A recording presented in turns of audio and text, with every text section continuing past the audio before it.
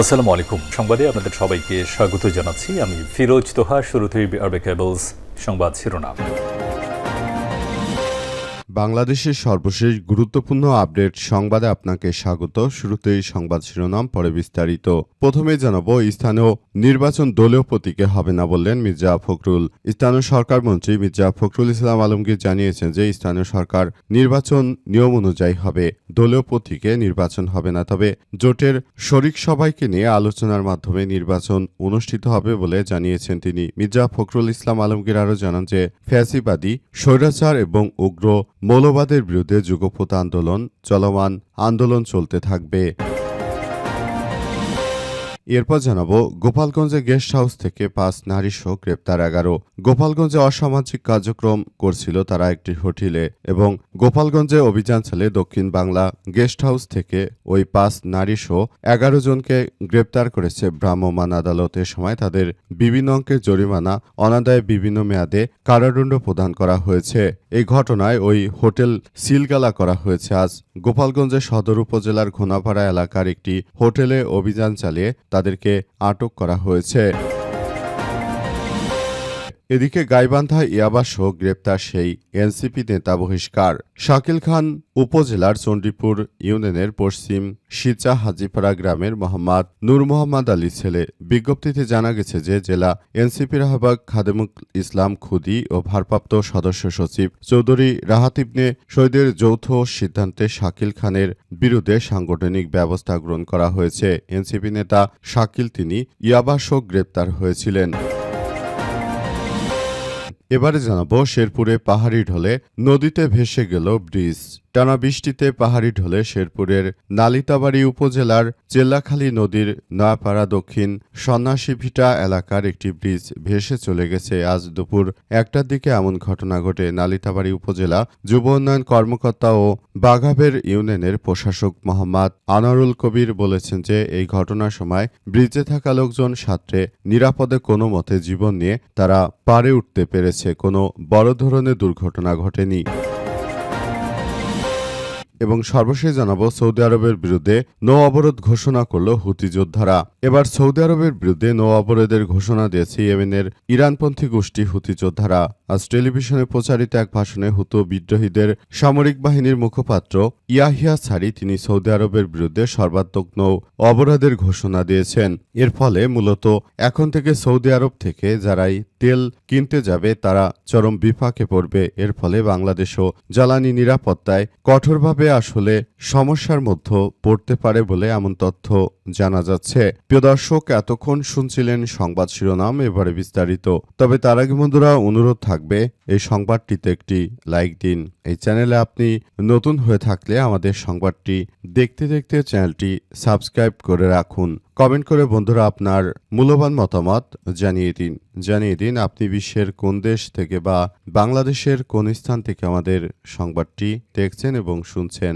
আর বন্ধুরা, সংবাদটি আপনার সোশ্যাল মিডিয়া ফেসবুকে শেয়ার করে বন্ধুদেরও দেখার সুযোগ করে দিন। গাজা যুদ্ধে আপনি যদি নিরীহ ফিলিস্তিনিদের ভালোবেসে থাকেন বন্ধুরা, কমেন্টে ইয়েস লিখে পুরো বিশ্ববাসীকে আমাদের এই তাজা আপডেটটি দেখার সুযোগ করে দিন। এবার বিস্তারিত। স্থানীয় নির্বাচনে দলীয় প্রতীকে নির্বাচন হবে না বললেন মির্জা ফখরুল ইসলাম আলমগীর।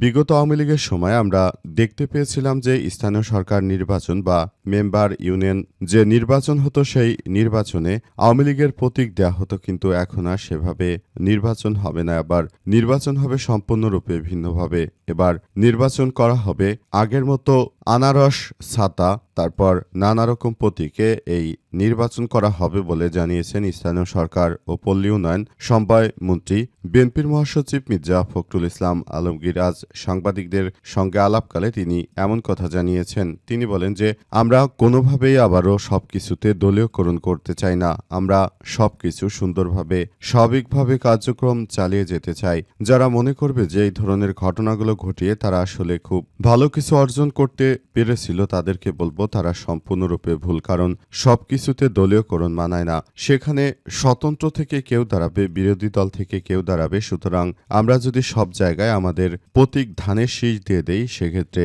সাধারণ মানুষের উপর সেটার নেতিবাচক নেতিবাচক প্রভাব পড়বে। সুতরাং বিষয়টি আমরা ভেবেচিন্তে তারপর সিদ্ধান্ত গ্রহণ করেছি যে আগামী জাতীয় সংসদ নির্বাচনে আমরা কোনো প্রতীক দেব না। সম্পূর্ণ আমরা নিজস্বভাবে অতীতে আমরা যেভাবে করতাম যে বিভিন্ন মার্কায় নির্বাচন করা হতো, এবারও ঠিক একইভাবে নির্বাচন করা হবে। আর বিএনপির এই ধরনের কার্যক্রমের সমর্থন জানিয়েছে জাতীয় নাগরিক পার্টি এনসিপি এবং বাংলাদেশ জামাত ইসলাম। তারা বলছে যে বিএনপির এই ধরনের উদ্যোগকে আমরা একটি মহৎ উদ্যোগ হিসেবে দেখি এবং আমরা মনে করি যে এই উদ্যোগ অবশ্যই ভালো একটি উদ্যোগ নেওয়া হয়েছে। সরকারকে বলবো যে এই উদ্যোগটা যথাযথভাবে যেন তারা কার্যকরভাবে পরিচালিত করে, সেটাই আমাদের সবার জন্য খুব ভালো কিছু বয়ে আনবে বলে উল্লেখ করা হয়েছে। গোপালগঞ্জের গেস্ট হাউস থেকে 5 নারীসহ আটক 11। গোপালগঞ্জে অভিযান চালিয়ে দক্ষিণ বাংলা গেস্ট হাউস থেকে 5 নারীসহ 11 জনকে আটক করেছে ভ্রাম্যমাণ আদালত। এ সময় তাদের বিভিন্ন কক্ষে পাওয়া গিয়েছে এবং বিভিন্ন অঙ্কের জরিমানা অনাদায়ে বিভিন্ন মেয়াদে কারাদণ্ড দেওয়া হয়েছে বলে জানা গেছে। আজ বিকেলে গোপালগঞ্জ সদর উপজেলার ঘোনাপাড়া এলাকায় ওই হোটেলে অভিযান চালিয়ে ভ্রাম্যমাণ আদালত এই জরিমানা করেছে। ম্যাজিস্ট্রেট অনিরুদ্ধ দেব এই রায় এবং জেল জরিমানা করেছেন। জেল জরিমানা প্রাপ্তরা হচ্ছেন তানিয়া আক্তার, বয়স 20, 40,000 টাকা জরিমানা অনাদায়ে 1 মাসের জেল। শিলা আক্তার, বয়স 18, 15,000 টাকা জরিমানা অনাদায়ে 1 মাসের কারাদণ্ড। শরীফুল ইসলাম, বয়স 18, 15,000 টাকা জরিমানা অনাদায়ে 1 বছরের কারাদণ্ড। প্রীতি নামের, বয়স 18, বয়স 18 এবং তাকে 30,000 টাকা জরিমানা করা হয়েছে অনাদায়ে 1 মাসের কারাদণ্ড। শহীদ মাহমুদ, বয়স 31, 20,000 টাকা জরিমানা অনাদায়ে 1 বছরের 1 মাসের কারাদণ্ড। মারিয়া, বয়স 18, 15,000 টাকা জরিমানা অনাদায়ে 1 মাসের কারাদণ্ড। মুরসালিন শেখ, 22, 15,000 টাকা জরিমানা অনাদায়ে 1 বছরের কারাদণ্ড। লিজা আক্তার, বয়স 28, 30,000 টাকা জরিমানা অনাদায়ে 1 মাসের কারাদণ্ড। কাদের চৌধুরী, বয়স 36, 20,000 টাকা জরিমানা অনাদায়ে 1 মাসের কারাদণ্ড। মাহমুদ ফকির, বয়স 19, 7 দিনের কারাদণ্ড এবং হোটেল ম্যানেজার সিজান ফকির, 19-এর 1 মাসের কারাদণ্ড প্রদান করা হয়েছে। জানা গেছে তারা ওই হোটেলে বিভিন্নভাবে অনৈতিক কার্যক্রম চালাতো। ম্যাজিস্ট্রেট খবর পেয়ে আসলে তিনি সেখানে ভ্রাম্যমাণ আদালত বসিয়ে অভিযান চালিয়ে তারপর দুষ্কৃতকারীদেরকে আটক করেছেন। গাইবান্ধা ইয়াবা সহ গ্রেপ্তার সেই এনসিপি নেতা বহিষ্কার। গাইবান্ধা সুন্দরগঞ্জ উপজেলা ইয়াবা ট্যাবলেট সহ গ্রেপ্তার হওয়া জাতীয় নাগরিক পার্টি এনসিপির উপজেলা শাখা সহ সাংগঠনিক সম্পাদক মোহাম্মদ শাকিল খান 26কে দল থেকে বহিষ্কার করা হয়েছে। আজ বিকেলে গাইবান্ধার জেলা জাতীয় নাগরিক পার্টি এনসিপি সিনিয়র যুগ্ম আহ্বায়ক দপ্তর রাশেদুল ইসলাম জোল স্বাক্ষরিত এক বিজ্ঞপ্তিতে এই তথ্য নিশ্চিত করা হয়েছে।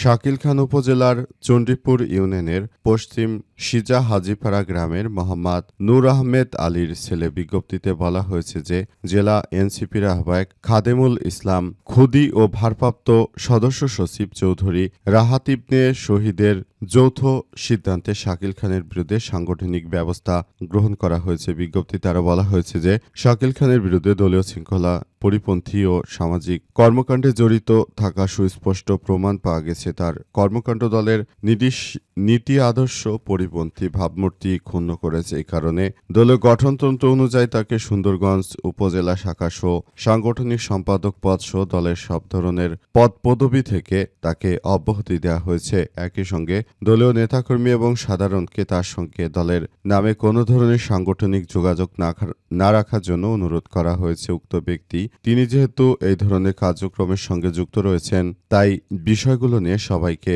আরও বেশি সতর্ক ও সাবধানে থাকতে হবে বলে উল্লেখ করা হয়েছে। শেরপুরে পাহাড়ি ঢলে নদীতে ভেসে গেল ব্রিজ। টানা বৃষ্টিপাতের এবং পাহাড়ি ঢলে শেরপুরের নালিতাবাড়ী উপজেলার চেল্লাখালী নদীর নয়াপাড়া দক্ষিণ সন্ন্যাসী ভিটা এলাকার একটি ব্রিজ ভেসে চলে গেছে। আজ দুপুর 1টার দিকে এমন ঘটনা ঘটে। নালিতাবাড়ী উপজেলা যুব উন্নয়ন কর্মকর্তা ও বাগবের ইউনিয়নের প্রশাসক মোহাম্মদ আনোয়ারুল কবির বলেছেন যে ঘটনার সামনে থাকা ব্রিজে লোকজন সাথে নিরাপদে উঠেছে, কোনো মতে কোনো দুর্ঘটনা ঘটেনি। সরেজমিনে দেখা গেছে যে ব্রিজটি নদীর মধ্য দিয়ে তারপর সেখানে পানির চাপে ভেসে চলে গেছে অবস্থায় সেখানে সাধারণ মানুষজন তারা খুবই বিপর্যয়ের মধ্যে পড়েছে। যারা সেতুর উপরে ছিল অবস্থায় সেখানে হঠাৎ করে পানি আসার কারণে মূলত সেতুটি হঠাৎ করেই ধস নামে এবং এই পানির সঙ্গে সেতুটি আসলে সরে যায় এবং এই অবস্থায় সেখানে থাকা যারা লোকজন ছিল, সেতুর উপর যারা ছিল, তারা দ্রুত সেখান থেকে সাঁতরে কোনো মতে নিজের জীবন নিয়ে প্রাণে রক্ষা পেয়েছে। এ অবস্থায় আসলে সবকিছু খুব সুন্দরভাবে চলছে এবং শেষ পর্যন্ত দেখা যাক পুরো পরিস্থিতি কোন দিকে যায়, সেটি এখন দেখার অপেক্ষায়। কত দ্রুততম সময়ের মধ্যে আবার সেখানে নতুন সেতু দেওয়া যায় সেসব বিষয় নিয়ে সরকার ইতিমধ্যে কার্যক্রম শুরু করেছে। বর্তমান সময় যেভাবে বিভিন্ন জায়গায় নদ নদী ভাঙন সহ নানাবিধ কার্যক্রম চলছে, আসলে সেগুলো কিভাবে পরিচালিত হচ্ছে সেগুলো এখন দেখার বিষয় এবং এগুলো নিয়ে আদতে কতটা সরকার দ্রুততম সময়ের মধ্যে সেতুগুলো ঠিকঠাক করতে পারে সেটি এখন দেখার বিষয়।